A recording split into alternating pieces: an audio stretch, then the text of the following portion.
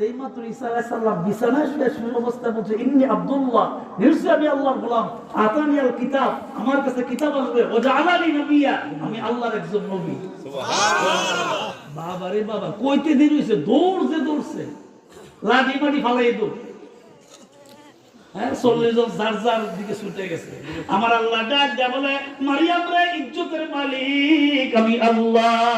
তুইজ্জু মান তাশা ওয়া তুযিল্লু মান তাশা বিয়াদিকাল খায়র ইন্নাকা আলা কুল্লি শাইইন কাদির।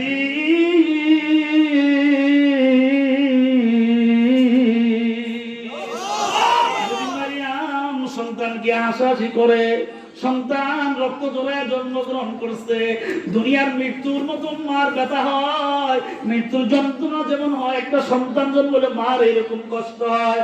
সন্তানের চেহারা দেখলে মা সব কষ্ট ভুলে যায়।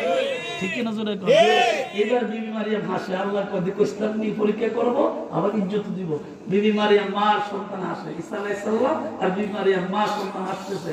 40 জন দিছে বাড়ির দিকে দৌড়, বাইক গেছে, যাইতে ফেটের অবস্থা টাইট, যে বাং ছিল ভাত দিলে এখানে বাংলাম লাগবে, ব্যাংকের দেখি না ছোট্ট পেট বড় হয়ে গেছে। ইন্না লিল্লাহি ওয়া ইন্না বিভোগ কারে কয় বউ তো কিটা ব্যাপারটা কি বললেন, আমার উপরে তো আমেরিকান কি হয়েছে, বললেন আমার উপরে তো, আমি মহিলা মানুষ, আমি আপনার বিবি, দাম্পত্য জীবন আমার উপরে বাচ্চা হইতে পারে, আপনার যেই কাজ ছেলে আব্বা এটা কিটা, এটা করার খবর। মেয়ে হয়তো একটা আব্বারের অবস্থা, মেয়েও আব্বা এটা কি খবর। শেষ পর্যন্ত আল্লাহ বলছিল তো জিল্লু মান তাশা, বেরচুতি করে ছাড়বো, এমন বেরচুতি শেষ পর্যন্ত বাড়ি ঘর ছাইরা 40 জন একখানে সভা করতেছে, পরামর্শ সভা। তার কি করুন, সমাজ ইজ্জত নাই। বাইতুল মুকাদ্দাসের 120 সাল পূর্ব এবং দক্ষিণ কেন্দ্রে একটা জঙ্গল ছিল, ওই জঙ্গলের ভিতরে একটা বিশাল বড় মাঠ ছিল। সিদ্ধান্ত নিল বাঁচার উপায় নাই, একটা কাজ করো, জঙ্গলের ভিতরে চলে যায়, তাইলে কেউ দেখবে না। ইজ্জত তো যেটা যাওয়ার গেছে, এখন বাচ্চা তো থামবে কোনো সমাজের লোক মরে মরে জঙ্গলের ভিতরে গিয়ে মরে মারা যাবে, তারা কেউ থাকবে না। সন্তান শুধু আসবে, তারা মারা যাবে। আল্লাহ সিদ্ধান্ত, সাথে সাথে সন্তান আসলে সাথে সাথে পুরুষগুলো মারা গেলে 40 জন পুরুষ লোক জায়গায় শেষ।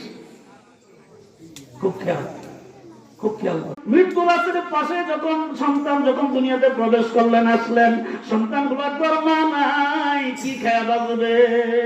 শাহাদাত আঙ্গুল আর পাশের আঙ্গুলটা আস্তে করে মুখের ভিতরে প্রবেশ করে দিবা।